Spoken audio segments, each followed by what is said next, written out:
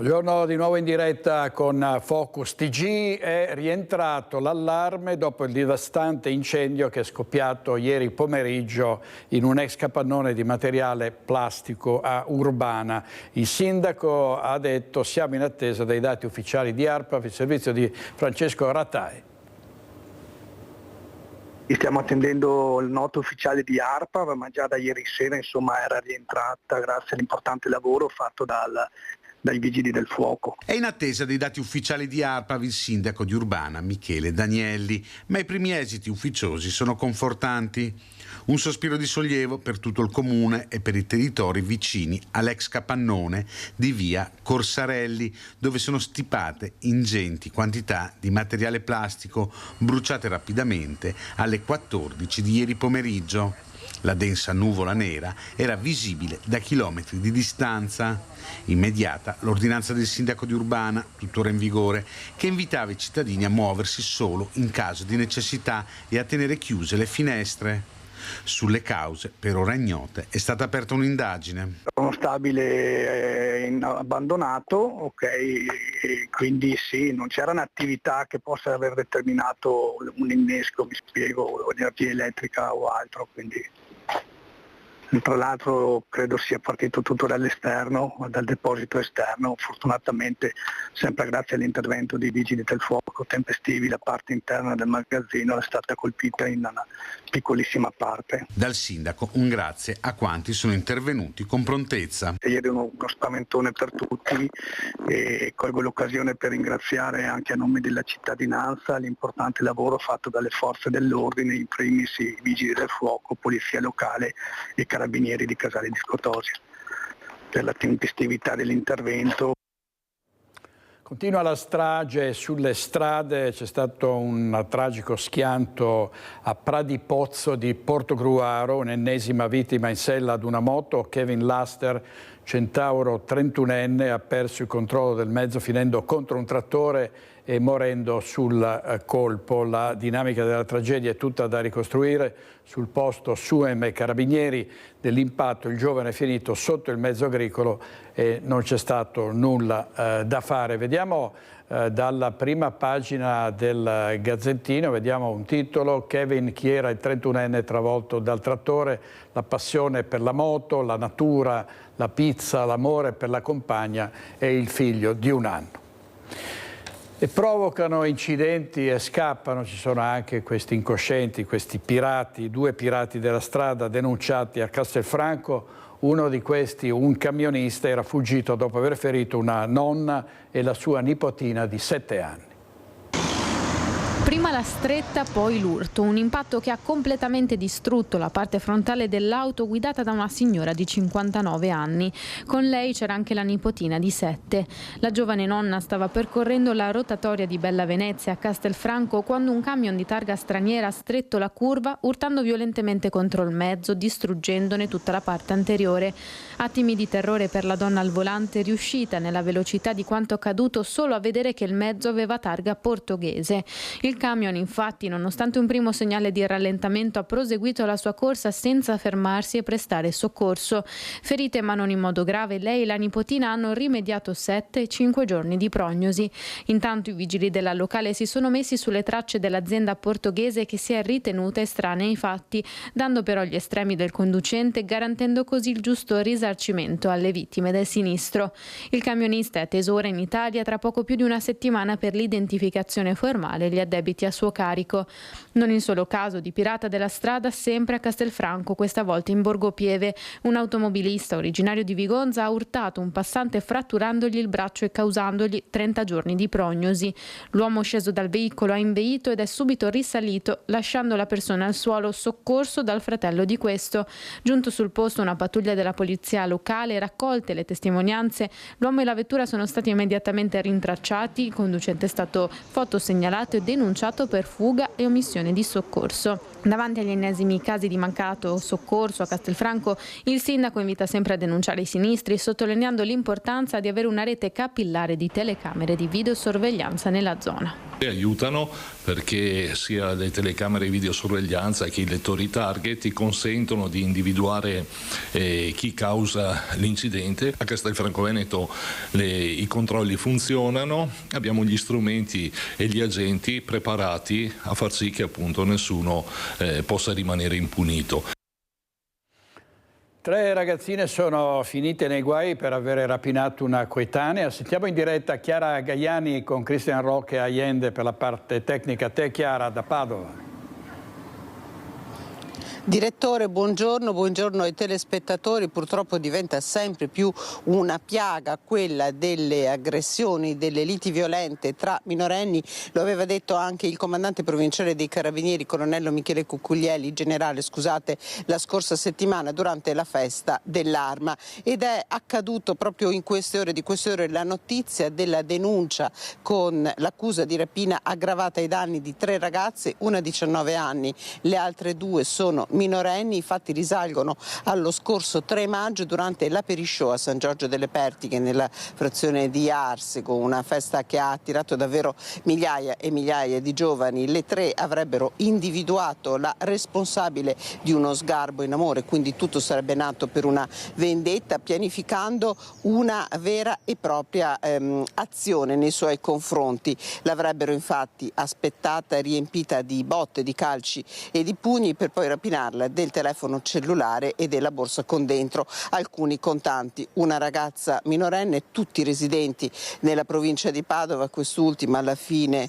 dolorante si era rivolta alle cure del pronto soccorso, dove era stata dimessa, giudicata guaribile in 8 giorni e ha poi presentato denuncia. Le indagini dei Carabinieri hanno permesso di identificare le autrici di questa azione violenta nei confronti della giovanissima, che sono state appunto denunciate con l'intervento della Procura di Padova e della Procura presso il Tribunale per i minori di Venezia. Ovviamente vi aggiorneremo su questi episodi, purtroppo sempre più spesso ve ne diamo conto. Padova però resta città accogliente, resta città anche importante per il suo ospedale, ed è proprio qui che arriveranno 2 dei bambini che dovrebbero arrivare questa notte, provenienti dalla striscia di Gaza. Lo hanno annunciato ieri le autorità sanitarie venete. 2 andranno all'azienda ospedaliera di Verona, un bambino di 5 anni e un neonato, mentre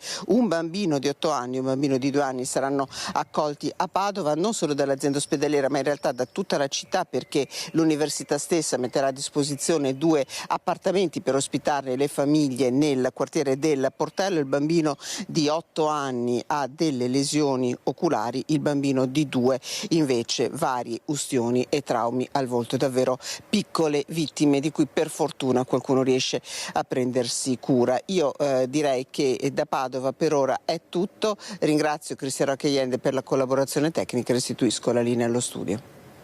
Grazie a Chiara Gaiani. È appena iniziata una conferenza stampa del presidente Luca Zaia a Cabalbi, a Venezia. Andiamo in diretta, sentiamo cosa dice il presidente. Quello che sono i dati delle liste d'attesa. Vi ricordate che ci siamo visti mesi fa e siccome i dati sono eccezionali e sono certificati, non è un caso che la Regione Veneto sia ritenuta la regione più efficiente d'Italia secondo i dati ministeriali. Ecco, proprio per questo volevamo presentarvi i dati in maniera seria e quindi avrete una brochure poi che vi dà tutti gli andamenti del grande lavoro che è stato fatto e quali sono le reali attese in questo momento in Veneto, nel momento in cui vi sto parlando. I dati sono di ieri sera, quindi si saranno migliorati anche rispetto a ieri sera. Ecco, volevo innanzitutto iniziare, e poi passo la parola all'assessore Lanzarin, ringraziare lei, ringraziare il dottor Annichiarico e a cascata i 64.000 dipendenti della sanità. Vi ricordo che la macchina sanità è una macchina complessa. Io so che siamo tutti commissari tecnici della nazionale, però è pur vero che alla fine in campo ce n'è uno che segue la squadra. E noi siamo in 2, 3, insomma siamo in pochi, ma abbiamo ben chiaro che i numeri sono numeri paurosi. Voi immaginate solo che 64.000 dipendenti, dei quali 12.000 sono medici, erogano 80 milioni di prestazioni sanitarie all'anno. questo è solo uno dei tanti dati che vi potrei dare, oltre 2 milioni di accessi a pronto soccorso, oltre 9.000 persone ricoverate tutti i giorni e molto altro ancora. Però a me interessa dire grazie, ringraziare tutti i nostri dipendenti, tutti i nostri collaboratori del mondo della sanità, che ognuno per le diverse mansioni che gli sono attribuite, dal medico che cura, all'infermiere che coadiuva nelle cure, all'operatore sociosanitario piuttosto che gli amministrativi, tutti hanno un ruolo e il lavoro di squadra si vede. Tanto vorrei che fosse fissata una cosa, che noi nel 2013, mi ricordo sempre l'assessore Lanzarin, abbiamo deciso che in questa regione, a differenza di tutta Italia, l'attesa stabilita per legge sia dimezzata. Vuol dire che la categoria B è 10 giorni in Veneto e nel resto d'Italia, vuol dire che la categoria D è 60 giorni nel resto d'Italia, in Veneto abbiamo fissato 30 giorni, quindi quando io vi darò i dati considerate che noi non abbiamo il vantaggio dei 60 giorni, cioè noi misuriamo tutto sui 30, e poi la categoria P che nel resto d'Italia è 120 giorni, per noi è 60-90 in base alle prestazioni. Anche qui abbiamo un margine svantaggioso nei conti che non viene mai tenuto presente a nessuno.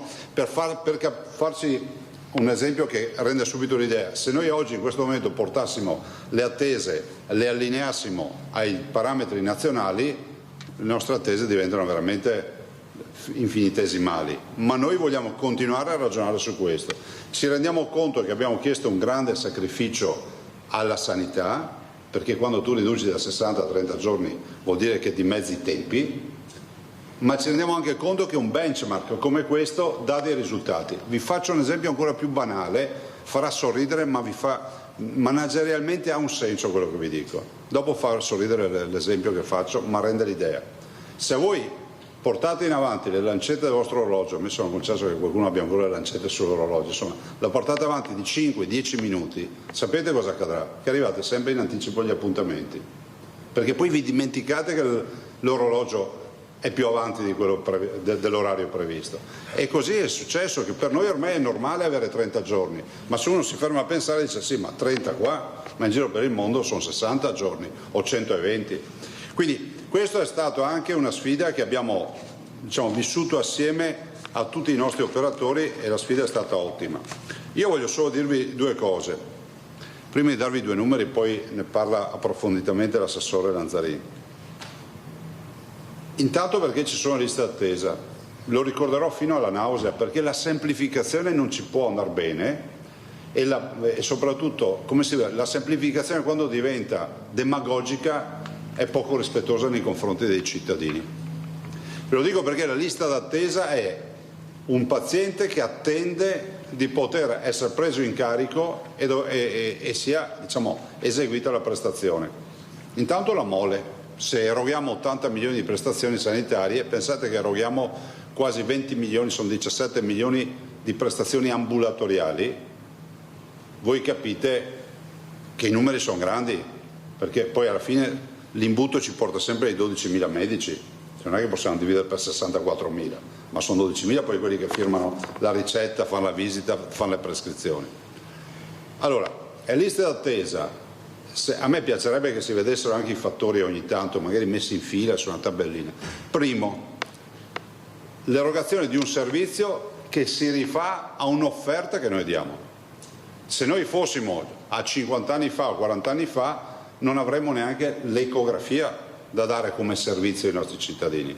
Oggi abbiamo TAC, PET, risonanze, tutto quello che viene in mente noi ce l'abbiamo, perché il parco macchine della Regione Veneto è uno dei parchi più innovativi a livello internazionale. Sfido chiunque a alzare il dito e dire che non è così. Investiamo una settantina di milioni di euro all'anno, compriamo macchine innovative, adesso stiamo lavorando per una 7 Tesla, per chi non è del mestiere già 2-3 Tesla è già, vuol dire aver già la Ferrari dell'ultimo modello progettato. Noi stiamo parlando di una 7 Tesla, cioè stiamo parlando di una roba che non legge solo l'encefalo, ma leggerà anche il pensiero se andiamo avanti di questo passo. L'intelligenza artificiale. Quindi è ovvio che nel momento in cui tu hai tanta offerta di diagnostica, la domanda aumenta. È logico, naturale, sappiamo che è così. Anche quest'anno cresciamo del 2% di richieste di prestazioni. Cioè vuol dire che a parità di popolazione non è così banale è liquidabile dicendo che i cittadini, la comunità invecchia e quindi aumentano le prestazioni.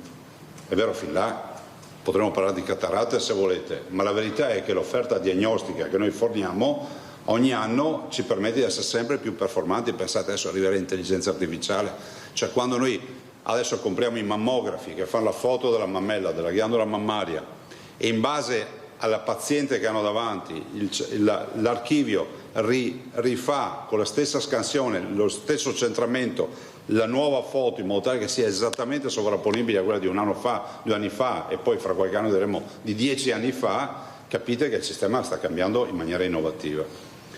E allora, se da bimbi cadevamo in bicicletta e ci facevano al massimo una lastra, oggi se cade in bicicletta fanno l'attacco, risonanza, un'ecografia, cioè ti passi una giornata in ospedale. Questo dilata i tempi, e ben venga che sia così. Allora, da un lato l'offerta diagnostica crea ovviamente più attesa, perché poi c'è sempre l'imbuto degli erogatori del servizio, ci vuole sempre un medico dietro ad ogni prestazione. 2, la medicina difensiva, non trascurate la medicina difensiva. Sentite, tutti noi quando abbiamo anche un furuncolo o una banalità andiamo dove? Su internet a cercare. Alzi la mano che non l'ha mai fatto, non vedo nessun braccio alzato. E quindi a medicina difensiva cosa diventa? Diventa il fatto che il paziente è talmente istruito e talmente si è fatto una sua idea, che si ritrova come controparte un medico che inizia un dibattito. E la medicina difensiva, in un mondo nel quale ormai si fa causa per tutto, anche se ti bocciano il figlio a scuola fai ricorso al TAR, capite che anche i medici, questi poveri cristi, si ritrovano molto spesso di prescrivere magari in maniera tutelativa anche qualcosa in più. Ma questa è una scelta clinica, però la medicina difensiva noi la vediamo e non è un'accusa ai medici, ma è il segno dei nostri tempi. La metterei così, è il segno dei nostri tempi. Pensate quando arriverà una diagnostica molto più performante con l'intelligenza artificiale, cosa noi facciamo? Provate a chiedere qualcosa a ChatGPT rispetto alla vostra salute, provate a caricare, io l'ho fatto, fate una foto banale, una foto degli esami del sangue, dici cara, fra l'altro hanno detto che non bisogna dire cara, grazie, prego, perché consuma troppo energia poi il centro di elaborazione. Tu lo dici? Io ringrazio sempre. Sì, anche a me viene naturale, però ho letto che tutti questi prego, grazie, per favore significano nei centri di calcolo, quelli paurosi che mai, adesso a parte il fatto visto che c'è chi ormai comincia a farlo grande come un pacchetto di sigarette, quindi chi ha fatto i capannoni si troverà in difficoltà, e dice che c'è un dispendio energetico pauroso perché ogni parola significa particelle e movimento, e voi chiedete una sintesi o un'elaborazione di quello che c'è nelle vostre analisi del sangue, vedrete che non sbaglia neanche a leggere i numeri e vi dice ma qua a noi serve sempre il medico, però vi dico i cittadini si abitueranno sempre di più a fare queste robe. Terzo aspetto, l'inappropriatezza delle prescrizioni. Non è un fenomeno esaltante, che pesa tanto, però è pur vero che ogni tanto i nostri clinici ci dicono che quel ginocchio poteva essere indagato con una radiografia e magari non con una risonanza. La radiografia perde 1 minuto e mezzo, sai quella famosa trattenga il respiro dei polmoni e poi te ne vai a casa. Una risonanza sono sempre mezz'ora, 40 minuti, spogliati, vai dentro, non ho paura, stia tranquillo, stia calmo, non si muova, tam, pim, boom, 40 minuti. E tutto questo contesto ci porta ad avere quello che sono le liste d'attesa. Noi siamo usciti dal Covid con 500.000 persone in attesa. Attenzione, allora chiariamo anche i termini. L'attesa è: ho un appuntamento ma mi tocca aspettare. Quindi la vera sfida è essere all'interno della prescrizione del medico. Se entro 30 giorni, deve fare entro 30 giorni. Quindi i dati che vediamo oggi sono i dati rispetto alla prescrizione del medico. Quindi i dati che ci sono oggi fuori sono gente che sta aspettando che gli venga data la visita. Allora, questo è il Presidente Zaia in diretta da Palazzo Balbi a Venezia. Avete sentito al centro di questa conferenza stampa la sanità. Zaia ha snocciolato molti dati, soprattutto sulle liste d'attesa. Torniamo alla cronaca. Uno spacciatore tunisino ha tentato di sfuggire ad un arresto lanciandosi a Padova nel canale San Gregorio, rischiava di annegarsi. miliare, è stato salvato dalla polizia e poi ovviamente arrestato. Spacciava nei pressi del Giardino dei Giussi ed era stato notato dai residenti il tunisino di 43 anni salvato dalla polizia. Erano le 15 del pomeriggio di martedì quando l'uomo è stato visto cedere 2 dosi di eroina in cambio di 40 euro su lungaggine e rovetta. All'alte degli agenti che gli hanno chiesto i documenti, lo straniero ha dapprima gettato in acqua un involucro per poi lanciarsi nel canale tentando una disperata fuga. Dopo qualche bracciata l'uomo ha iniziato però ad annaspare e a chiedere aiuto. Senza perdere tempo in acqua si è lanciato l'ispettore responsabile della pattuglia della squadra mobile che dopo averlo raggiunto è riuscito a trarlo a riva e a farlo risalire sull'argine con l'aiuto dei colleghi. I poliziotti sono anche riusciti a recuperare la droga lanciata in acqua, 30 grammi di eroina già divisa in dosi. Il 43enne, identificato con 6 diversi alias, è stato arrestato. Dopo il processo il tunisino sarà collocato in un centro per il rimpatrio. Oggi regia Italo Morao e Andrea Basso. Andiamo avanti con il processo per l'uccisione di Shinpei Tominaga, l'imprenditore giapponese. Ieri c'è stata una sentenza con il GUP di Udine che ha condannato Samuele Battistella a 12 anni di reclusione. Per l'omicidio preterintenzionale di Shinpei Tominaga è stato condannato solo Samuele Battistella. Per Daniele Vedam e Abdallah Jouma è caduta l'accusa di concorso morale. Sono stati assolti quindi dal reato più grave e condannati per le lesioni aggravate ad Alexander Petrov e Giuseppe Venturini. Il GUP ha accolto quasi in pieno la richiesta del pubblico ministero, Laura Collini, per Samuele Battistella, condannato a 12 anni di reclusione, in luogo dei 12 anni e 4 mesi richiesti dal pubblico ministero. Per Daniele Vedam e Abdallah Jouma la condanna inflitta è di 2 anni di reclusione. Per tutti e 3 non c'è la sospensione condizionale della pena, stabilita una provvisionale complessiva di 200.000 euro per Battistella in favore della moglie, del figlio e del fratello di Shinpei Tominaga e di Giuseppe Venturini, l'amico di Tominaga aggredito da Vedam e Jouma nelle fasi concitate dopo il colpo al volto di Shinpei sferrato da Battistella all'interno del buonissimo kebab. Tutto era cominciato in via Sarpi davanti all'osteria Teresina e al bed and breakfast Sarpi 21 nella notte tra il 21 e il 22 di giugno del 2024. 2 operai ucraini incrociano in 3 ragazzi che li aggrediscono e ad avere la peggio è Alexander Petrov, che grazie anche all'aiuto di una passante riesce a fuggire dalla furia degli aggressori e corre a chiedere aiuto e riparo in via delle Pelliccerie, infilandosi nel buonissimo kebab. Tominaga era lì adagiato al bancone in attesa di ricevere la consumazione ordinata, chiede ai ragazzi di finire lì e andare via. Battistella gli si avventa addosso e lo colpisce al volto. La procura aveva puntato sull'omicidio preterintenzionale per tutti, considerando il concorso morale per Vedam e Jouma e materiale per Battistella. La difesa dei 2 coimputati di Battistella ha sempre sostenuto che il concorso non fosse contestabile, in forza anche di una pronuncia del Tribunale del riesame che in sede di esame del ricorso per la scarcerazione di Vedam e Jouma si era già espresso in tale direzione escludendo il concorso morale. Analoga posizione era stata assunta dalla Cassazione nel ricorso contro la pronuncia del Tribunale della Libertà presentato dalla Procura di Udine. Nonostante tutto, il pubblico ministero ha mantenuto la linea del concorso, ma la tesi non ha retto davanti al GUP. Non si esclude che la Procura possa presentare appello dopo la lettura delle motivazioni, che saranno rese note entro 90 giorni. Servizio di Francesco Pezzella, che subito dopo l'udienza è riuscito ad avvicinare gli avvocati di parte civile e i difensori degli imputati. È stata veramente un'arancia meccanica. Cita il capolavoro di Stanley Kubrick, Esther Soramè, l'avvocato oggi in aula in sostituzione della collega Anna Caserta di Napoli per rappresentare Alexander Petrov, l'ucraino aggredito e picchiato in via Sarpi prima di rifugiarsi nel buonissimo kebab poco più avanti. La famiglia di Tominaga e l'amico Giuseppe Venturini erano rappresentati dall'avvocato Alberto Tedeschi. C'è stato il discorso della soluzione dei 2 degli imputati dall'ipotesi di concorso.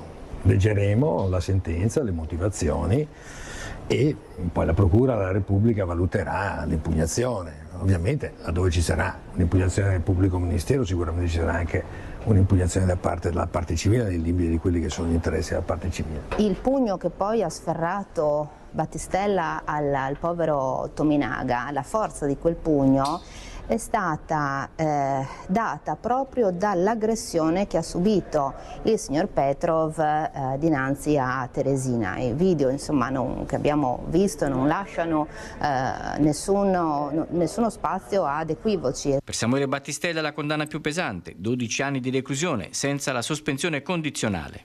C'è stata una prevedibile condanna e la rispettiamo e leggeremo la motivazione. Una volta letta la motivazione valuteremo. Esprimono invece soddisfazione Guido Galletti e Tino Maccarrone, che sono riusciti con le loro argomentazioni a convincere il giudice sulla non sussistenza del concorso morale per i loro assistiti, Abdallah Jouma e Daniele Vedam. È una sentenza assolutamente giusta che fa il pari con le pronunce sia del riesame che della Cassazione. Dopodiché valuterò, perché essendo Jouma reo confesso per i reati per cui è stato condannato, potremmo anche optare per non impugnare la sentenza, che ci consentirebbe di avere uno sconto automatico di 1/6 sulla pena. Diciamo che siamo soddisfatti dell'esito, adesso vedremo le motivazioni, comunque insomma siamo soddisfatti del nostro lavoro e del fatto appunto che il giudice abbia appreso e fatto sue le nostre motivazioni. I carabinieri di Bibbione stanno indagando sull'accoltellamento del 24enne kosovaro che è stato ricoverato in gravi condizioni in ospedale. I carabinieri sarebbero sulle tracce di 3 persone. Potrebbe esserci un regolamento di conti nel mondo della droga all'origine dell'accoltellamento avvenuto a Bibbione, in cui un 24enne di origine kosovara è stato colpito alla spalla dopo essere stato accerchiato e poi portato d'urgenza nell'ospedale di Mestre con l'elisoccorso, dove è ricoverato ma fuori pericolo. All'indomani dell'accoltellamento tra via Orsa Maggiore e via del Sagittario, qui sul luogo ci sono ancora le garze che sono state utilizzate, delle bottiglie d'acqua e una maglietta, ma il comandante della polizia locale rassicura residenti e turisti. I primi ad arrivare sul posto sono stati proprio gli agenti della locale, raggiunti dai carabinieri, che stanno esaminando le immagini del circuito di videosorveglianza e cercherebbero almeno 3 persone. Ovviamente la situazione sarà attentamente monitorata anche dalle pattuglie di polizia locale. Ieri la polizia locale è intervenuta per prima sul posto, nel giro di pochi minuti è intervenuta contestualmente con i soccorsi del 118. Questo a rappresentare appunto la costanza e la presenza nel territorio delle pattuglie su un orario che garantisce la presenza, diciamo, dalle 7:30 di mattina all'1:30 di notte. Il servizio è svolto attraverso pattuglie automontate, motomontate e pattuglie appiedate che coinvolgono i controlli in zona arenile e lungo la ciclabile che si frappone tra l'abitato e la spiaggia. Il 24enne non sembrerebbe né residente né domiciliato a Bibbione e la sua permanenza in città non dovrebbe essere legata a motivi di lavoro o alla stagione estiva. Dai primi accertamenti si parla di una persona senza fissa dimora e mentre i carabinieri indagano, il vice sindaco evidenzia come la località balneare sia controllata e sicura. Non è un episodio, 2 episodi, mi sembra che sia il secondo in 3 anni accaduto che ci possono preoccupare. Questo non vuol dire che non li consideriamo, anzi ci permettono di alzare ancora di più l'asticella dell'attenzione. Abbiamo rinforzato i comandi di polizia locale, da domani la stazione carabinieri avrà un organico che è più del doppio rispetto al suo organico originario, quindi cerchiamo di controllare il territorio nel miglior modo possibile. Del caso è stato informato il magistrato del Tribunale di Pordenone. Servizio di Ilaria Marchiori. Ad Oderzo, in un parco cittadino, un 26enne è stato minacciato con il coltello da uno straniero al quale aveva rifiutato una sigaretta. Ai giardinetti di Cadiedo a Oderzo, per una sigaretta negata, un 26enne è stato minacciato con un coltello. Il fatto nel weekend. 2 giovani poco più che ventenni stavano passeggiando al parco cittadino quando sono stati avvicinati da un giovane loro coetaneo originario del Mali. I 2, un ragazzo e una ragazza, sono stati presi di mira dal giovane che insistentemente chiedeva loro una sigaretta. Alla risposta negativa del ragazzo, il maliano ha estratto un coltello e continuato a pedinare i giovani lungo il parco. Quando un amico lo ha richiamato chiamato, i due ne hanno approfittato per togliersi dalla sua vista, notando però che il giovane aveva adescato altri ragazzi con fare minaccioso, questa volta senza estrarre il coltello. Secondo quanto riferito alle forze dell'ordine, il giovane sarebbe stato alterato da sostanze, alcol o droga. L'indomani dell'accaduto, i due si sono recati alla stazione locale dei Carabinieri per denunciare il fatto. Il ragazzo del Mali è già noto alle forze dell'ordine per atteggiamenti molesti e per girare per il paese con fare minaccioso. È attenzionato dalle forze dell'ordine e che ci stanno lavorando e aspetto che arrivino a una soluzione che spero arriverà a breve. Intanto il ragazzo maliano è stato segnalato alla procura, continua l'attività dei Carabinieri per raccogliere informazioni sul giovane. Andiamo alla prima pagina dell'Arena di Verona e si parla anche qui di Maranza, la sfida lanciata sui social da Don Ali agli ultras dell'Hellas, quindi anche a Verona problemi con questi ragazzi e bande di giovanissimi vandali anche nel Bassanese, a Rondò, Brenta, esasperati i cittadini di Bassano che hanno più volte segnalato danni in varie zone della città. Sentiamo Chiara Gaiani. Ne abbiamo che noi in quartiere 25 aprile che purtroppo non è che fanno danni, proprio danni, però sporcano, lasciano bottiglie vuote, una cosa del genere, insomma. Non solo nella zona di Rondò Brenta, questo cittadino vive in quartiere 25 aprile e ha visto e segnalato al comune questi gruppi di giovanissimi in Maranza che si muovono insieme e fanno danni. A Rondò Brenta, oltre al parco, questi baby vandali stanno entrando anche in case private con anziani terrorizzati. 10 mezzanotte abbiamo parlato con i genitori prima, perché la maggior parte sono italiani di seconda generazione. Serve il controllo dei genitori, ripetono i cittadini. Penso che la colpa principale siete i genitori, consentitemi.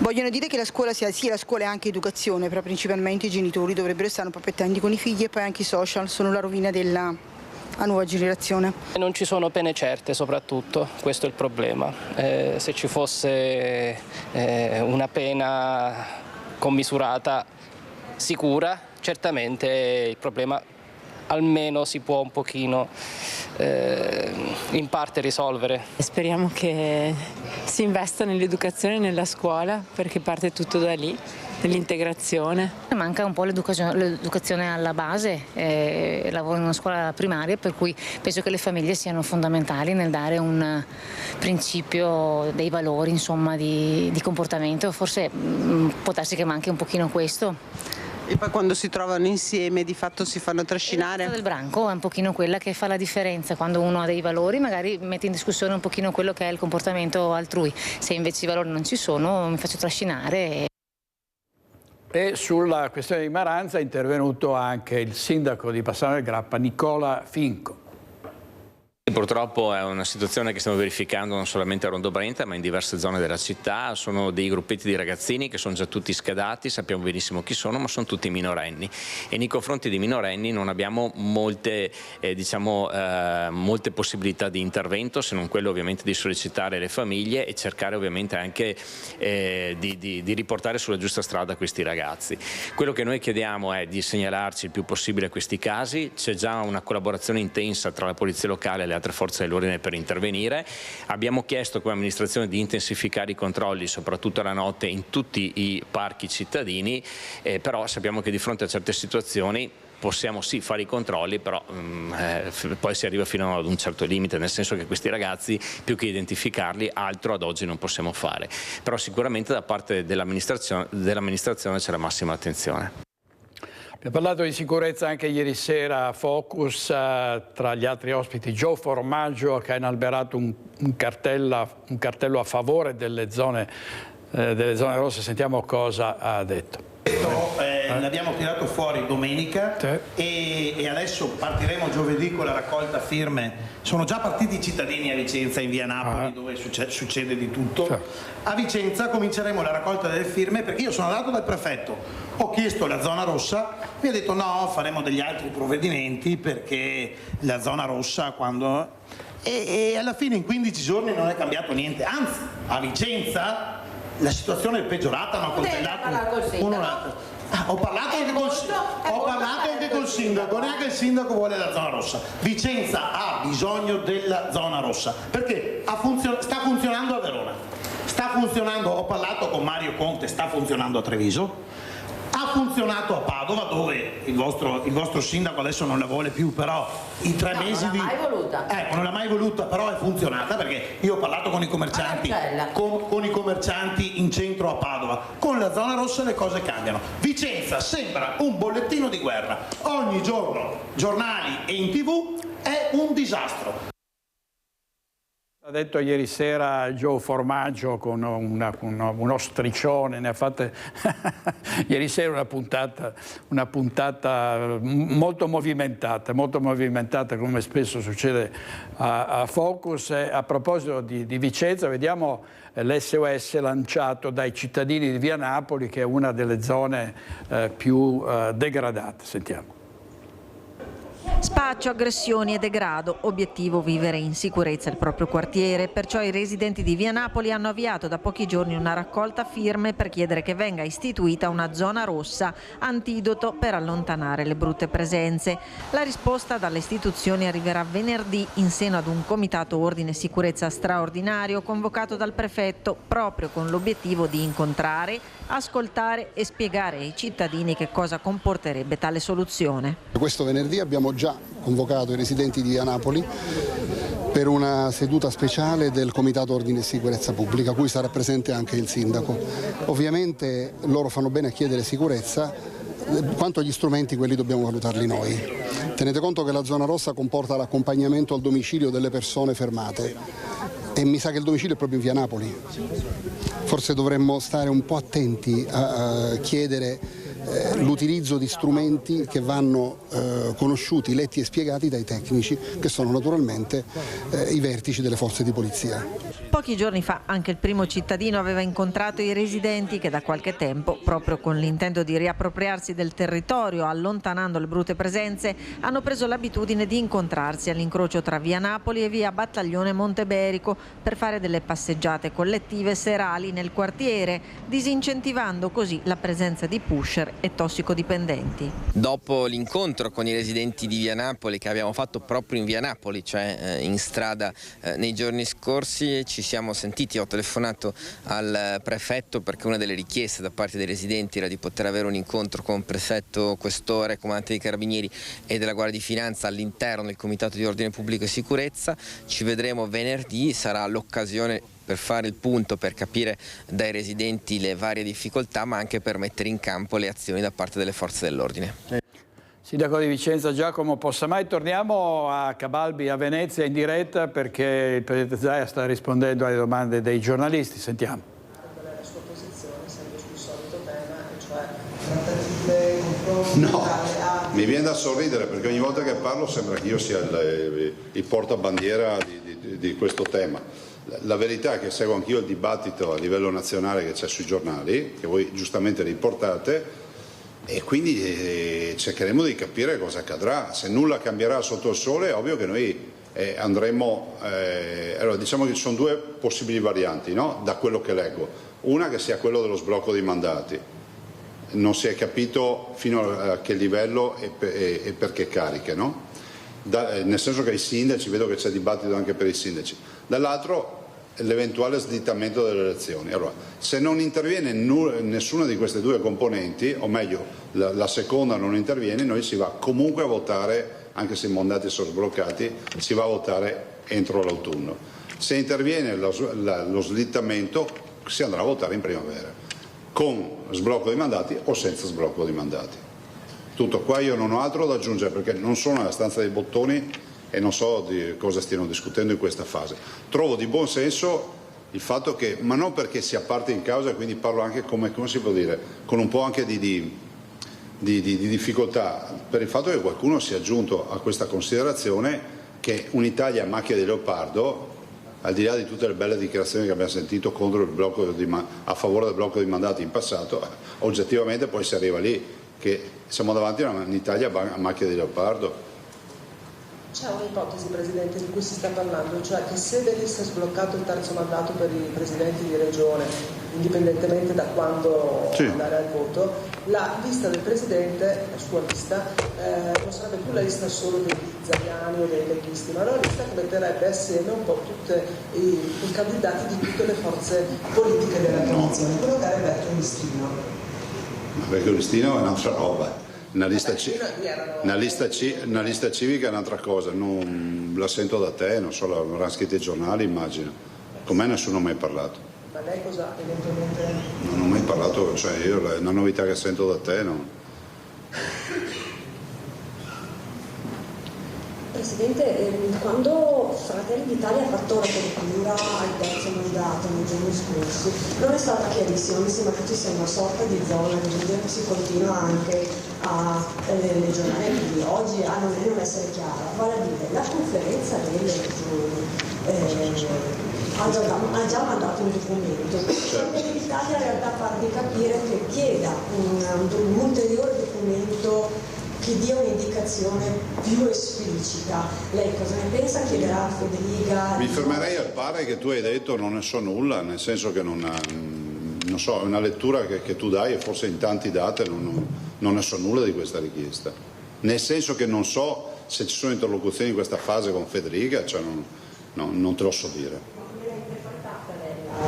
Questa apertura di Fratelli d'Italia con questa condizione che l'onorevole Donzelli ha fatto una considerazione che a me sembra allineare, dice abbiamo un'Italia a macchia di leopardo sulle elezioni, c'è una provincia autonoma che presenta lo sblocco dei mandati per legge, un governo che impugna, immagino che qualcuno anche pensi che se si andrà in Corte Costituzionale ci andranno, se non si risolverà il problema prima, la Corte con difficoltà smentirà se stessa che nella sentenza della campagna ha dichiarato che le regioni a statuto ordinario hanno il blocco dei mandati e quelle a statuto speciale possono definire il numero di mandati. Cioè, quindi è abbastanza una Babilonia, no? Cioè, quindi immagino che la considerazione sia assolutamente di buon senso, ma lo dico io, lo dice il collega De Luca, lo dicono anche altri, dopodiché è una decisione politica, immagino che la maggioranza al suo interno dovrà trovare la quadra e vedremo cosa accadrà.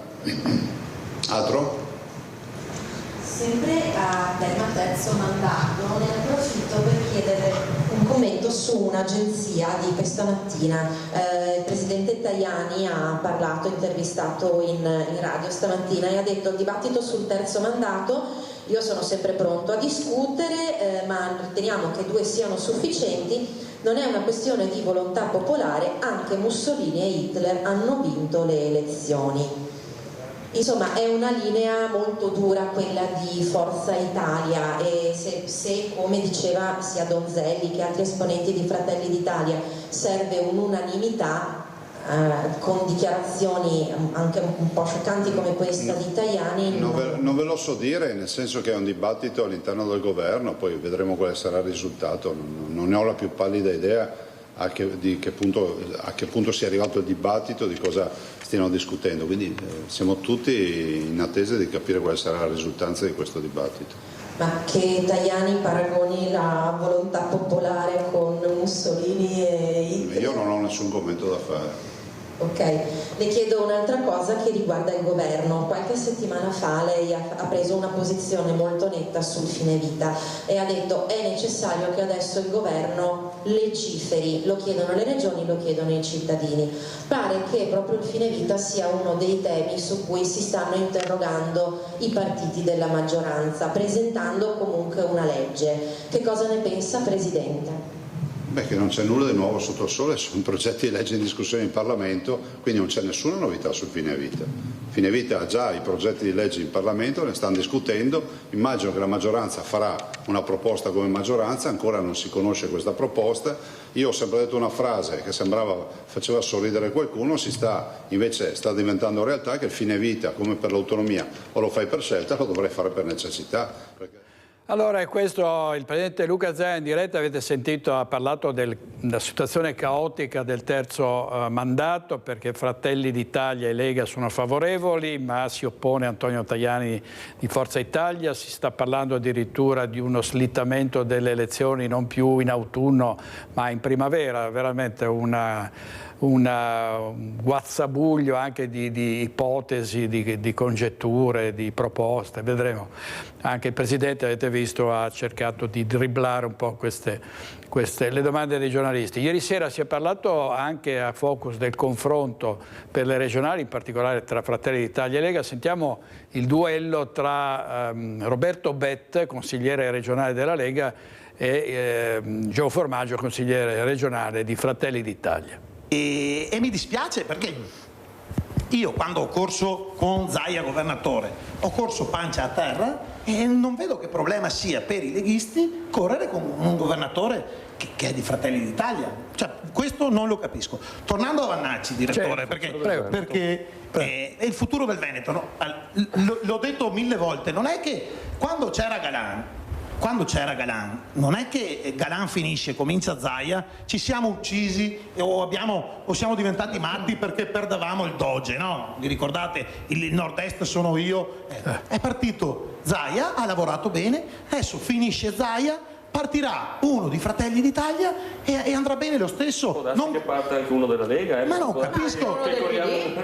Ma allora, cioè, questa qua le tue previsioni è un'altra, ma allora fanno piacere, è simpatico raccontarci. È un'altra fantasia. Che non è una se fantasia. la Lega corre da sola, va a farsi del male. Mi dispiace dirlo. E lo dice Gio Formaggio, che è l'ultimo ed è il peggiore di Fratelli d'Italia. Andate a farvi male, perché vi ricordo, e qua mi collego a Vannacci, che senza il generale Vannacci, candidato alle europee anche nella circoscrizione nord orientale, la Lega non avrebbe nessun europarlamentare, perché anche Borchia sarebbe a casa. Quindi, però devi distinguere le elezioni, perché se un conto togliete... sono le elezioni regionali, un conto sono le elezioni europee, un conto sono le elezioni e un conto sono quelle comunali, un conto sono il referendum. Ogni elezione ha la sua storia e i cittadini sanno scegliere. Siete in grande...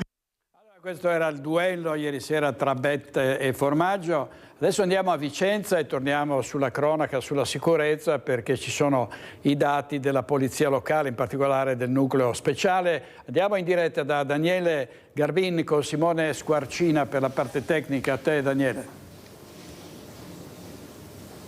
Buongiorno direttore, buongiorno ai telespettatori, confermo siamo all'interno della sede della Polizia Locale in contracco soccorso soccorsetto e proprio a breve inizierà la conferenza stampa proprio del bilancio del 2025, delle operazioni che sono state compiute. Anticipiamo qualche dato proprio dalla lotta allo spaccio e al degrado. Sono state quasi 800 le dosi sequestrate, più di 670 persone identificate e più di 6.700 controlli della Polizia Locale nei primi 5 mesi del 2025. Ecco, questi sono proprio degli elementi per inquadrare un po' l'attività, visto che l'allerta di sicurezza in città è sentita e la polizia locale, gli agenti sono impegnati, come Alessandro De Francisci, il comandante del NOS che dicevi, direttore, ecco, siete sotto pressione, insomma c'è stato un grande lavoro di questi primi mesi dell'anno.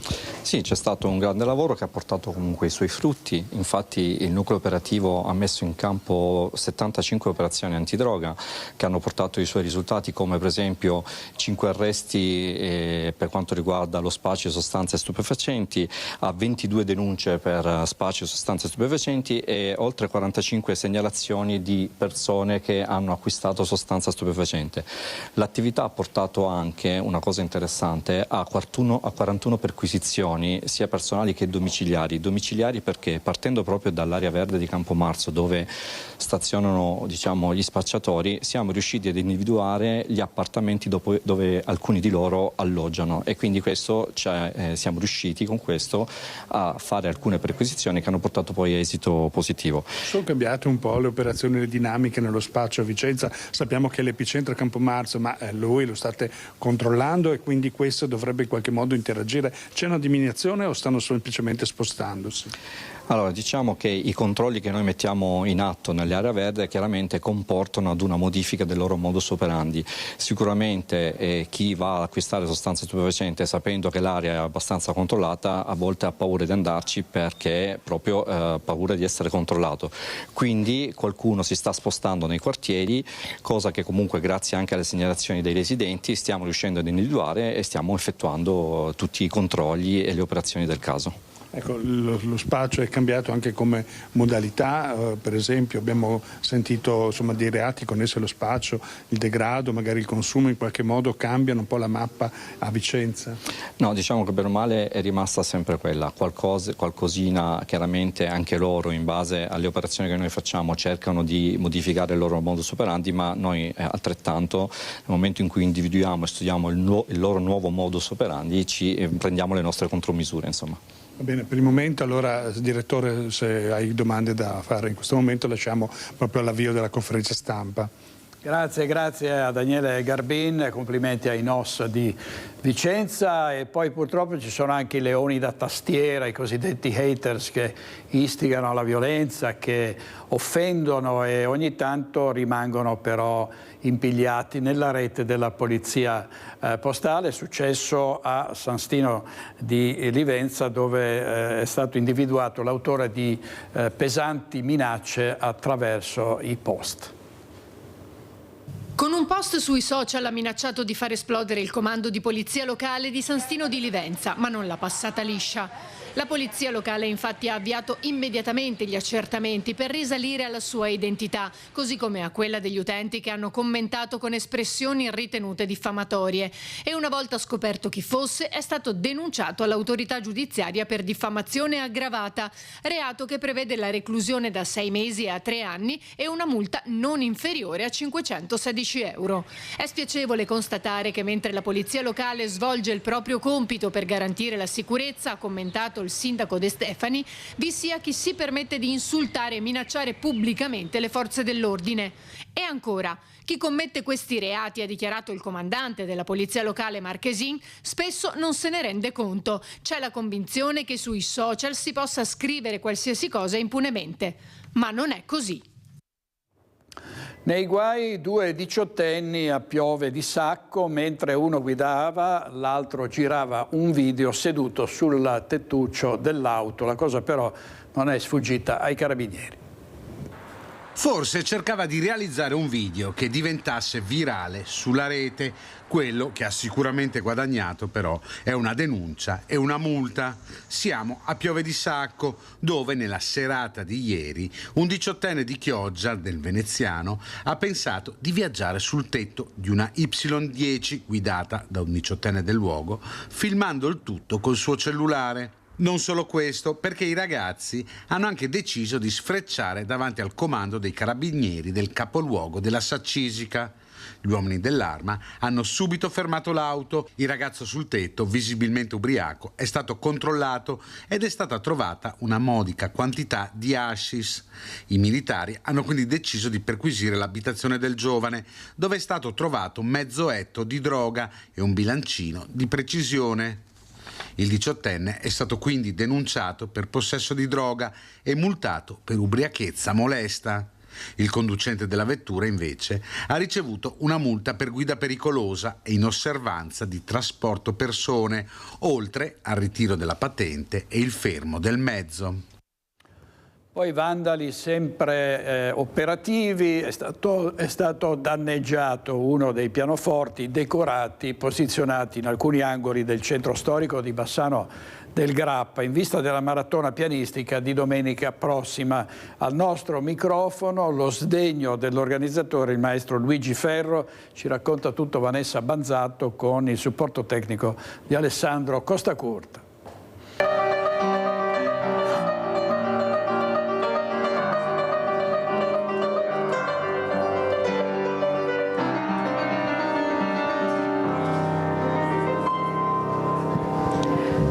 Maestro, mancano 2 tasti, che è successo? Devo fare come Paganini che suonava il violino con corde sempre mancanti, io con tasti mancanti. Questa volta però non è volontà sua? No, assolutamente.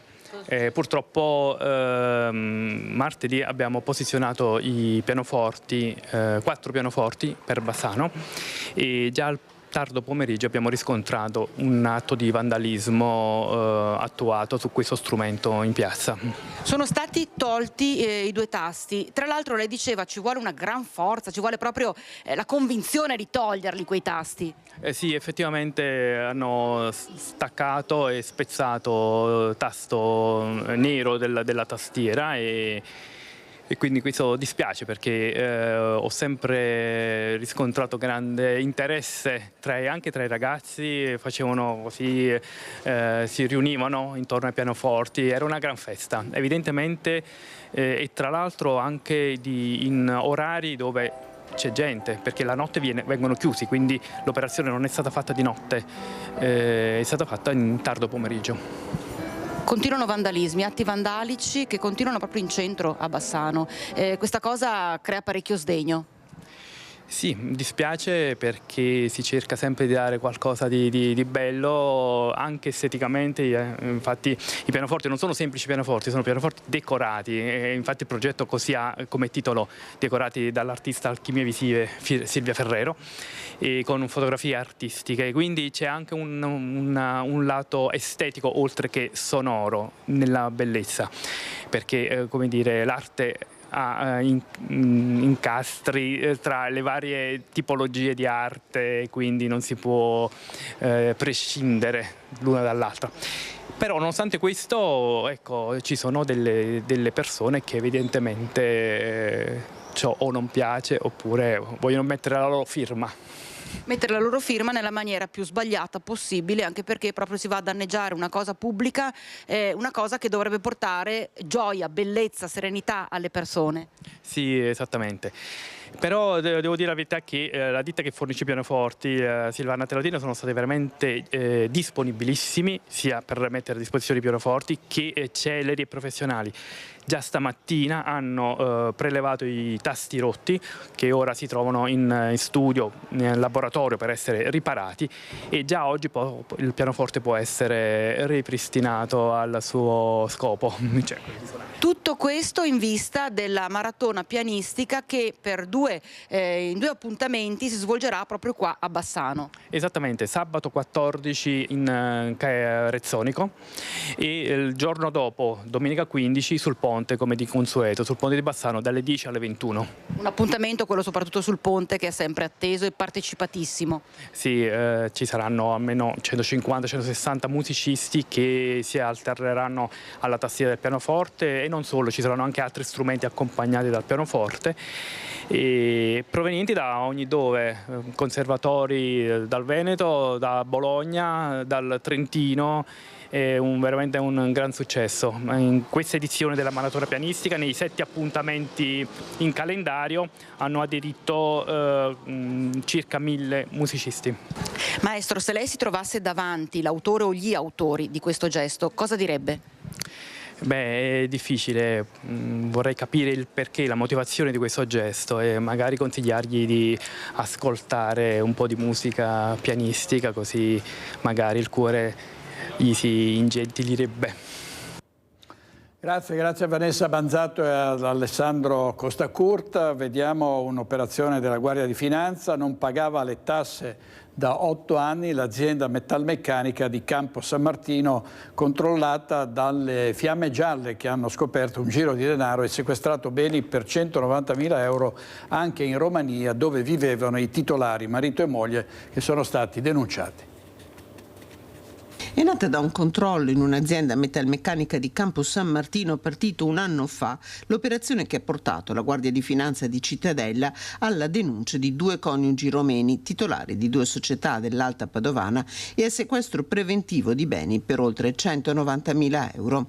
Dall'esame dei registri contabili dell'azienda del marito è emerso che l'imprenditore non pagava le tasse da circa 8 anni, un'evasione da 1.200.000 euro, fondi che venivano distratti verso la società amministrata dalla moglie e reimpiegati nel pagamento di compensi a favore dei 2 coniugi. Da qui l'indagine certosina che ha permesso ai militari di sequestrare il denaro presente nei conti correnti bancari degli imprenditori, 2 appartamenti a Curtarolo dove venivano alloggiati operai metalmeccanici romeni impiegati nelle 2 aziende e, grazie alla collaborazione di Eurojust, a numerosi terreni in Romania di proprietà dei 2 coniugi. Per entrambi è scattata la denuncia per i reati di evasione fiscale, autoriciclaggio e reimpiego di denaro di provenienza illecita, per i quali si rischia una pena fino a 8 anni di reclusione. E una agenzia immobiliare di diritto sammarinese attiva nel settore della consulenza in materia di aste immobiliari, con sede principale a Conegliano, ma attiva anche nelle province di Padova, Belluno, Verona, Ferrara e Bologna, era completamente sconosciuta al fisco italiano e avrebbe evaso oltre 1 milione di euro. A fare questa scoperta sono stati i finanzieri del comando provinciale di Treviso, che hanno portato alla luce elementi rilevanti sotto il profilo penale tributario in capo alla società. La Procura di Treviso ha disposto la perquisizione della sede operativa della società a Conegliano, contestata un'evasione fiscale di oltre 1 milione di euro. Andiamo in pubblicità, pochi minuti, e torniamo subito da voi.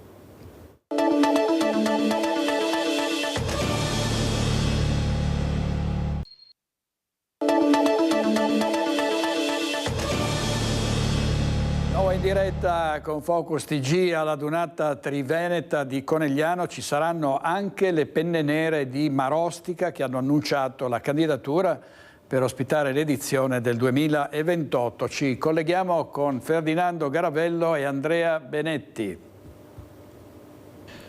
Continua il nostro percorso di avvicinamento alla Dunata di Conegliano. Stiamo sentendo gruppi, sezioni alpini che si stanno preparando a questo importante evento. C'è tanto entusiasmo, c'è tanta voglia di ritrovarsi ancora una volta dopo la gloriosa adunata di Vicenza dell'anno scorso, dopo Biella di quest'anno, che tutti gli alpini ci hanno detto è stato un evento davvero fantastico, e siamo venuti nella sede degli alpini della sezione di Marostica e sentiamo il presidente Fortunato Pigato che ci racconta come si stanno preparando gli alpini marosticensi. Sì, innanzitutto buongiorno a tutti i vostri ascoltatori, sempre numerosi. Vi ringrazio per questo vostro incontro. Ci siamo anche noi iscritti per la partecipazione di avere qui a Marostica, nella nostra città, la Dunata del terzo raggruppamento nel 2028. Non sarà facile perché ci sono altre 2 importanti sezioni che si sono iscritte, che si sono candidate. Però diremo che io sono del parere che le grandi sezioni, dove ci sono delle città che possono accogliere anche le adunate nazionali, facciano le adunate nazionali e lasciano a noi piccole e medie sezioni, diremo, di fare almeno la adunata del terzo raggruppamento. Ecco, questo ci teniamo anche perché nel 2028 avremo la possibilità di andare a inaugurare anche il nuovo rifugio Check-in, dove abbiamo già avuto, diremo, l'approvazione da parte del comune di Asiago, dei 7 comuni, per quello che è l'approvazione del progetto e anche per la convenzione. Sicché, e poi avremo molte altre attività che faremo in quell'occasione, se avremo la fortuna di avere questa adunata del terzo raggruppamento, anche perché Marostica è dal 71 che non ha nessuna adunata qui, a parte il centenario che abbiamo fatto nel 2023 e che penso anche con ottimo risultato. Ecco, ci teniamo ad avere questa possibilità e stiamo a vedere. Allora, intanto abbiamo avuto una notizia clamorosa e l'abbiamo saputo in questo momento che Marostica si è candidato. Immaginiamo che il Presidente non ci voglia dire chi sono gli altri partecipanti a questa tornata per il 2028. Ovviamente staremo a vedere. Ricordiamo che nel 2023 abbiamo fatto in diretta la sezionale, l'abbiamo raccontata in una diretta che è stata molto seguita, come sono seguite tutte le nostre dirette con gli alpini.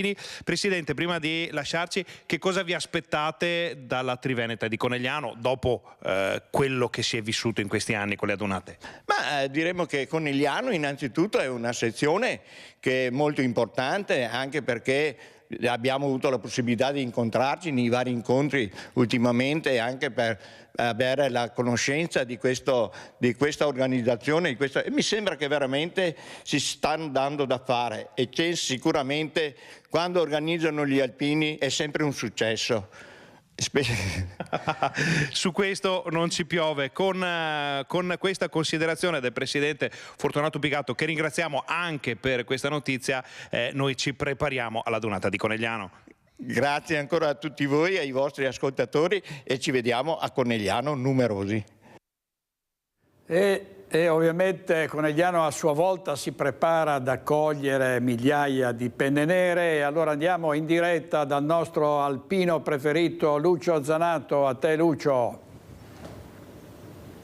Buongiorno direttore, buongiorno ai telespettatori di Rete Veneta. Vedete Nicoletta che fa vedere il tricolore sventolante, perché siamo a Parè e siamo nella terza delle 4 medaglie d'oro al valor militare che sono appuntate nel labaro della sezione di Conegliano. Prima cosa, intanto, questa notizia da parte di Marostica, che si candida per il 2028, è importante e interessante, tenendo conto che il 2027 sarà Treviso, il 2026 invece Gemona. Va detto anche che qui a Conegliano stanno cominciando a fare i conti e si parla di 80.000 presenze per il prossimo fine settimana, quindi una grande festa. Ma io sono qui a Parè proprio perché qui c'è, diciamo, l'intitolazione, anche se è fresca che questa notizia, alla terza medaglia d'oro appunto della sezione di Conegliano, e siamo però, l'altra notizia importante, all'interno, diciamo così, di una chiesa. Questo è il sagrato della chiesa, e la sezione degli alpini di Parè ha la propria sede nell'ex Canonica. Sono con Denis Pasin, capogruppo. Come mai questa cosa? Ma diciamo che questa, intanto saluto tutti i telespettatori di Rete Veneta.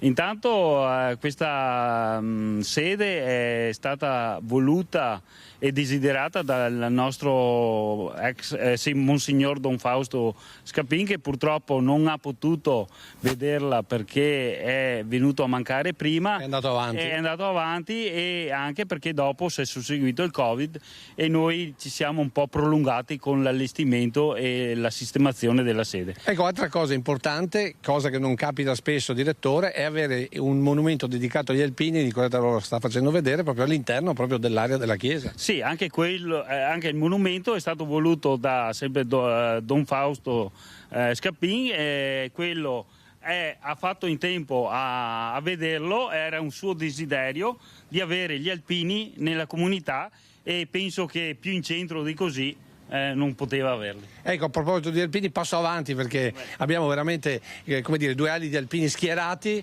Grazie per essere qui con noi in diretta. Guardate quanti alpini sono qui con noi. Passo avanti al capogruppo, ma semplicemente proprio per una questione di velocità, direttore. Allora, qui abbiamo invece l'altra notizia, cioè l'intitolazione a questa medaglia d'oro Luigi Speranzon. Se vedi, direttore, sono con una sardiana perché è un alpino davvero particolare, medaglia d'oro, caduto nel fronte orientale. Sì, è morto nell'Africa orientale ancora nel 1938. Era un ragazzo come tutti gli altri che è partito a Conegliano, e purtroppo, come chi va in guerra, logicamente non è ritornato vivo. Però voi avete una particolarità, cioè voi l'avete adottato. Noi l'abbiamo adottata perché era si può dire, ferma alla sezione di Conegliano, e non avevano trovato a chi darla, si può dire, e vi siete fatti avanti voi. Ci siamo fatti noi, anche perché con Viale Spelanzon noi abbiamo diverse particolarità, cioè abbiamo collaborato con Casa Fense, che è in Viale Spelanzon, collaboriamo con la Dama Castellana, che è in Viale Spelanzon, siamo vicini anche all'Istituto Cerletti, che facciamo castagnate e quant'altro, che è sempre vicino al Viale Spelanzon, perciò alla fine qualcosa ci si addice. Ecco, giusto per capire, Viale Spelanzon è il viale principale di entrata proprio a Conegliano quando si viene dalla Pontebana. Entriamo dentro perché questa è la sede. Nicoletta fa vedere una sede ricca, davvero ricca di situazioni, però all'interno della sede il nostro capogruppo ci ha fatto trovare anche gli altri gruppi con termine. Chi abbiamo qui? Sì, abbiamo il gruppo Colladrigo, che è qua vicino, Santa Maria di Feletto, San Pietro di Feletto e Santa Lucia di Piave. Ecco, allora andiamo a Collalbrigo, perché Collalbrigo è, diciamo, il più vicino. Voi come attività cosa fate, diciamo così, nell'arco di tutto l'anno? Tanto volontariato per tutti, per le scuole, castagnate e passeggiate varie, quindi assistenza alle scuole, in particolare alle scuole Marconi. e alle cima anche quest'anno ci è capitato, e all'asilo nido di Via di Mille. Insomma, quando vi chiamano di San Pio X, anche la parrocchia di San Pio X, quando ci chiamano noi siamo sempre presenti con lo spiedo e cose e via discorrendo. Ecco, questo è il senso dell'alpinità che noi vogliamo raccontare, andando a incontrare tutte le, diciamo così, tutte le sezioni, ma anche e soprattutto tutti i gruppi. Sono con il sindaco Fabio Chies, perché tutto ruota attorno a lui e in questo momento sta ruotando anche tutta la Triveneta. Sindaco, abbiamo detto prima, si prevedono 80.000 persone qui a Conegliano. Pronti? Ma assolutamente sì, la città si sta preparando da un anno, aspettando il centenario, perché non è solo Triveneto, è anche, si festeggiano i 100 anni della sezione, per cui la sezione 17 comuni, 30 gruppi, 5.500 alpini, e sarà il momento in cui la città potrà dire tutta assieme grazie per tutto quello che fanno durante tutto l'anno, cioè senza gli alpini sarebbe veramente un problema. Però lei vuole lanciare anche un messaggio, perché arriva da tanta gente, un messaggio sulla sicurezza. Sì, un messaggio chiaro, siamo stati in prefettura la settimana scorsa, ringraziamo il prefetto e questore, quando ci hanno chiesto come andrà gli ho detto sicuramente la città lunedì sarà più pulita di quando l'hanno trovata gli alpini venerdì, però l'invito soprattutto per sabato sera, che è un momento di festa e noi vogliamo veramente che diventi un momento in cui la città accoglie tutti coloro che arriveranno da tutto il territorio, ma non vogliamo quelli che pensano di andare all'Oktoberfest o alla festa della birra. Qui è una festa dedicata agli alpini, ai 100 anni della sezione, per cui ci vuole, si festeggerà, si sorriderà, ci saranno tanti momenti conviviali, ma soprattutto tanto rispetto per quella che è la storia e la tradizione degli alpini. Chi non pensa di fare questo è meglio che stia a casa sua. Ecco, un'altra cosa, direttore, che forse non so se lo sai, ma il papà del sindaco è un alpino. Allora il papà cosa dice? Ma il papà parla poco, come tutti gli alpini, hanno fatto tanto in questi anni e devo dire che lui, ma come tutti gli altri alpini, saranno persone che saranno loro stesse il presidio per la sicurezza di quella giornata. Ma al di là di questo, cosa dice? È contento di questa festa? Ma è entusiasta. Anche perché qui è nata la Triveneta, È giusto? nata la Triveneta qui nel 48, 10 adunate trivenete, vuol dire, se immaginate cos'è il Triveneto, che Conegliano è davvero la città alpina per eccellenza. Mio padre, come tutte le persone di quell'età là, si commuovono solo al pensiero di vedere tutti gli alpini sfilare domenica. Ecco, l'ultima parola invece la lasciamo al parroco, perché è il parroco che qui praticamente ospita gli alpini, o comunque c'è questo accordo con gli alpini, Don Michele Maiolo. Di solito lo chiedo ai sindaci cosa significa avere vicino gli alpini, adesso lo chiedo a un sacerdote. Personalmente significa mantenere viva la memoria di tutti quei parroci che nel corso della mia storia ho incontrato e che hanno avuto dei legami belli con gli alpini. Mantenere viva poi anche la memoria di tutti quegli alpini che ho incontrato nella mia vita e che mi hanno insegnato il senso del rispetto, della generosità, l'amore per la patria, ma anche mi hanno insegnato l'amore proprio per il prossimo, e quindi sono riconoscente a loro, e averli qui per me significa anche in qualche maniera ricambiare tutto quello che loro donano non solo alla cittadinanza, ma come abbiamo sentito lo donano anche alle mie comunità. È un piccolo segno, un piccolo modo di venirsi incontro, e poi il fatto che loro sono qui in qualche maniera sono occhi attenti a quello che succede qui fuori, ecco, nel piazzale, quindi un grazie ancora di cuore. Ecco, abbiamo raccontato anche questo gruppo, questa sede. Prossimo appuntamento domani, un'altra sede, la quarta medaglia d'oro, ma ve lo racconteremo esattamente domani. Questa sera invece il servizio proprio su questa sede e su questi alpini. A te, direttore. Grazie a Lucio Zanatto, a Nicoletta Rizzetto, grazie al sindaco Fabio Chies, a tutte le penne nere. Non sapevo che fosse figlio di un alpino il sindaco di Conegliano, ma avendo avuto modo di conoscerlo e avendolo ospitato tante volte anche a Focus, non mi stupisce. Vediamo poco più di 100 metri di terreno donati pochi anni fa alla città, e quanto possiede Bassano del Grappa sul Monte Grappa, proprio qui al tornante 13 di strada Cadorna, noto durante la Grande Guerra come Giro della Morte. Sabato la cerimonia per non dimenticare. Era il punto più bombardato della strada Cadorna, che da Romano portava a Cimagrappa, strada vitale per le truppe italiane che combattevano sul Grappa. La storia non va dimenticata, se vogliamo evitare gli errori del passato dobbiamo ricordare. Migliaia di vite, di giovani vite, migliaia di soldati morti. È un luogo della memoria questa lingua di terra sul Monte Grappa, donata alla città di Bassano, che prima non ne possedeva nemmeno un filo d'erba, dove ogni anno una cerimonia ricorda le atrocità della guerra per assaporare appieno il valore della pace. Così sarà sabato prossimo a partire dalle 15:30 nel terreno in cui sorge il monumento in 4 lingue: italiano, tedesco, inglese e francese. In quel terreno noi vediamo tutta una serie di buche. Quelle buche non sono avvallamenti carsici, quelle buche sono i risultati dei bombardamenti che all'epoca venivano fatti in questo posto. Quindi sono fondamentali per ricordare questi giovani. Tanti giovani hanno sacrificato la loro vita in quel momento, non dobbiamo dimenticarli. E per non dimenticare, il Comitato propone un concorso riservato alle scuole che tornerà anche per l'anno 2025-2026. Quest'anno nessuno ha presentato un elaborato, lo faremo anche il prossimo anno e negli anni futuri, perché riteniamo sia importante per i giovani poter ricordare la storia e poterla capire, perché si ha futuro solo se si ricorda la storia. Ricordare la storia e ispirarsi anche ai valori degli alpini, che sono un deterrente, la loro sola presenza è un deterrente contro il degrado, e contro il degrado si fa di tutto. A Treviso è stata organizzata una giornata, un sabato di giovani in centro, con eventi creati dai ragazzi e a loro dedicati. Sentiamo Eddie Kaliman.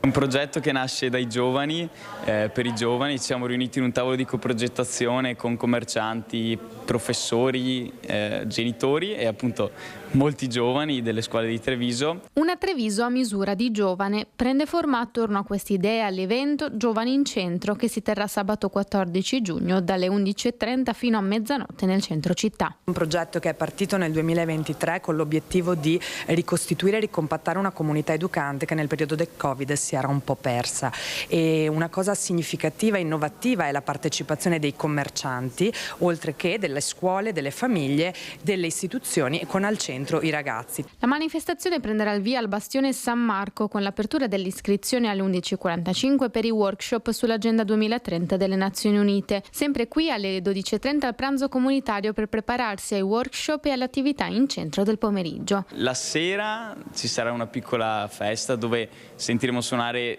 band del territorio che arrivano per la maggiore dal liceo musicale di Conegliano, gli Exodia, i Link Loads, i Blue Jeans Band, e poi altre band di Treviso. Laboratori incentrati su sport, arte, cultura, impegno sociale, ambiente. Gli spazi del centro per l'occasione diventano a misura di giovane, finanziato con 100.000 euro dalla Fondazione Impresa Sociale con i Bambini. Tanti partner, capofila volontari insieme, con l'obiettivo di rendere i ragazzi protagonisti della vita del centro storico e protagonisti in un'accezione positiva e non sempre negativa. L'appuntamento rappresenta il risultato di un percorso cominciato nel 2023. Importante ricostruire la collaborazione, ricostruire la comunità e ricostruire il filo che lega giovani con adulti e con la parte civile. L'importante per i giovani è quello di trovare una comunità adulta capace di trasmettere valori antichissimi che sono scritti nel cuore delle persone, quindi è qualcosa che riguarda ognuno di noi,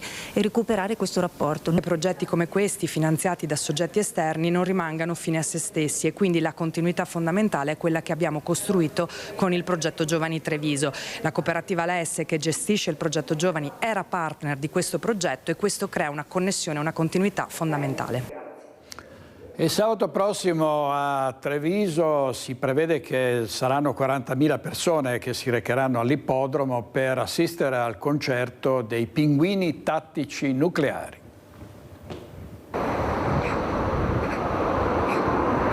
La doppia struttura in ferro, piazzata nottetempo su Viale della Repubblica per far defluire il pubblico dei Pinguini Tattici Nucleari a fine concerto, rischia di creare più danni che benefici.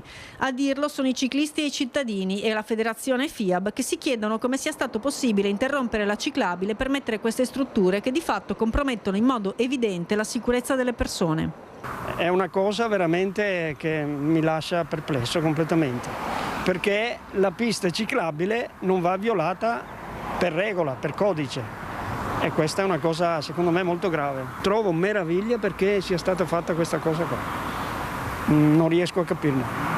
Si mobilita anche la neopresidente di FIAB Treviso, la Federazione Italiana Ambiente Bicicletta, Paola Bruttocao. È gravissimo che biciclette o monopattini debbano lasciare la ciclabile, entrare nella corsia riservata agli altri veicoli in una strada così alto scorrimento e soprattutto di mezzi pesanti.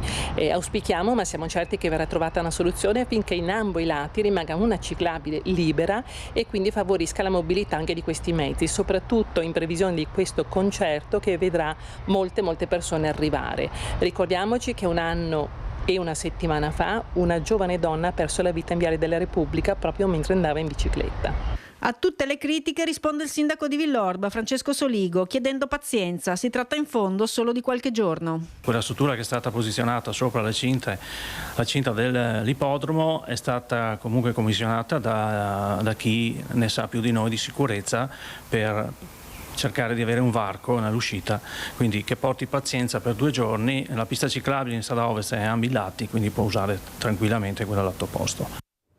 Allora, questa è la polemica sul palco, il doppio palco che blocca la pista ciclabile in Viale della Repubblica, però vediamo come si svolgerà il concerto e quali sono state anche le misure adottate per la sicurezza, perché arriverà davvero moltissima gente, tanti giovani, 40.000 persone vi dicevo, vediamo.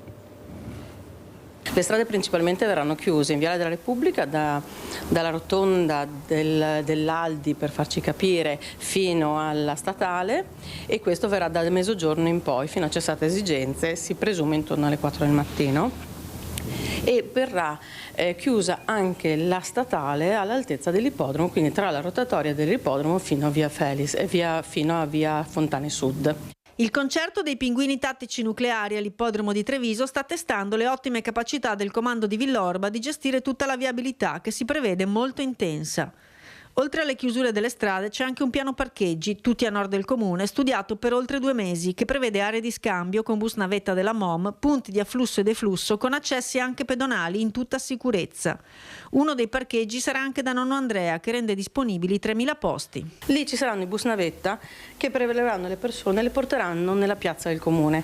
Qui ci sarà un golfo di attesa, un golfo di discesa, ed è stato deciso dagli organizzatori e anche dal comitato sicurezza che è il posto migliore per evitare che ci siano ingorghi all'interno della strada, e da lì prenderanno la ciclopedonale e faranno questo ultimo 1,5 chilometri fino all'ippodromo. La ciclopedonale è quella della Piavesella, che sarà illuminata per l'occasione fino a tarda notte.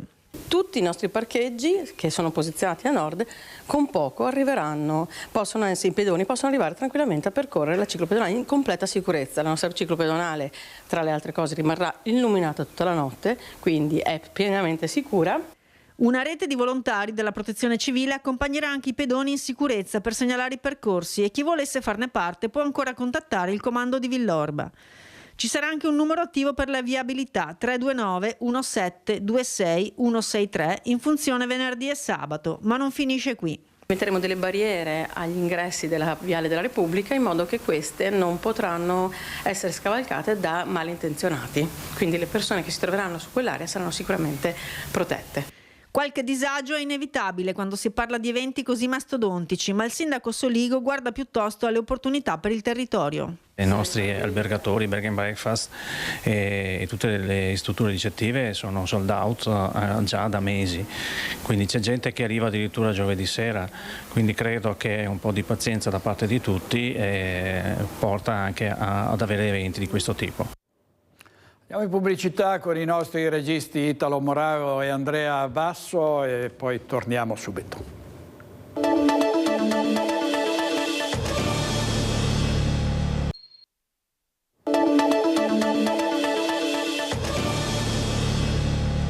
I 10 comuni costieri del Veneto rinnovano l'appuntamento con il Summit del Mare, una 4ª edizione che sarà dedicata ai giovani e alla sostenibilità. Sentiamo Filippo Fois.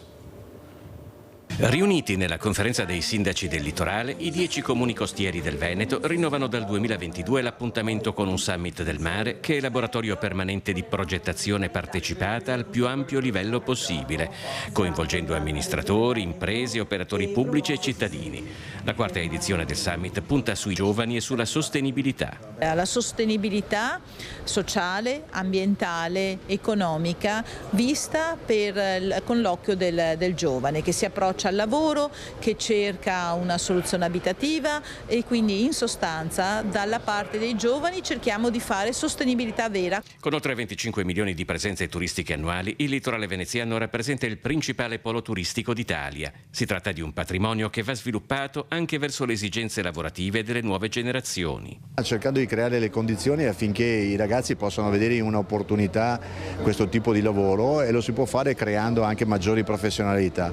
Gli ITS del turismo, quelli che ha sede a Jesolo ma che ci sono anche parti del nostro territorio, credo che sia una prima risposta per far comprendere come lavorare nel turismo non è qualcosa di episodico o tipicamente stagionale, ma può essere stabilmente un lavoro con grande gratificazione. Ogni comune partecipa con un progetto specifico. Il Lido di Venezia con un piano di rilancio dell'arenile attraverso progetti educativi, culturali e ambientali destinati ai giovani. Il nostro progetto del Lido di Venezia si chiama Rigenerazione, intendendo proprio la generazione dei giovani che deve essere coinvolta nei progetti ambientali, deve essere coinvolta nei progetti di formazione. Dobbiamo recuperare i giovani anche per aiutare il settore balneare, quindi coinvolgerli anche nella gestione della parte balneare. I temi sono i più vari. Se ad esempio a Bibione si promuoverà la sicurezza balneare per sensibilizzare alle professioni del soccorso, ad Eraclea il tema è culinario, promuovendo la filiera corta, l'imprenditoria giovanile e l'integrazione tra agricoltura e turismo. Verranno coinvolti i giovani e quindi c'è quell'aspetto sociale per farli appassionare non solo al nostro ambiente ma anche al mondo del lavoro e dare delle opportunità, e poi anche per fargli conoscere quello che è il turismo, perché il turista quando viene a Eraclea potrà proprio ordinare il piatto da loro ideato che vorremmo rimanesse sui piatti dei ristoranti 365 giorni all'anno. È tutto per oggi, grazie per averci seguito, grazie agli nostri registi Italo Morao e Andrea Basso, gli ospiti di questa sera Focus, Monica Coin, Fabio Crea, Marco Dolfin, Alberto Ferri, Paolo Galeano, Fosca Moro, Annalisa Nalin e Nadia Zanchin, che avete appena visto nel nostro telegiornale, la sindaca di Eraclea. Grazie a tutti e buona giornata, arrivederci.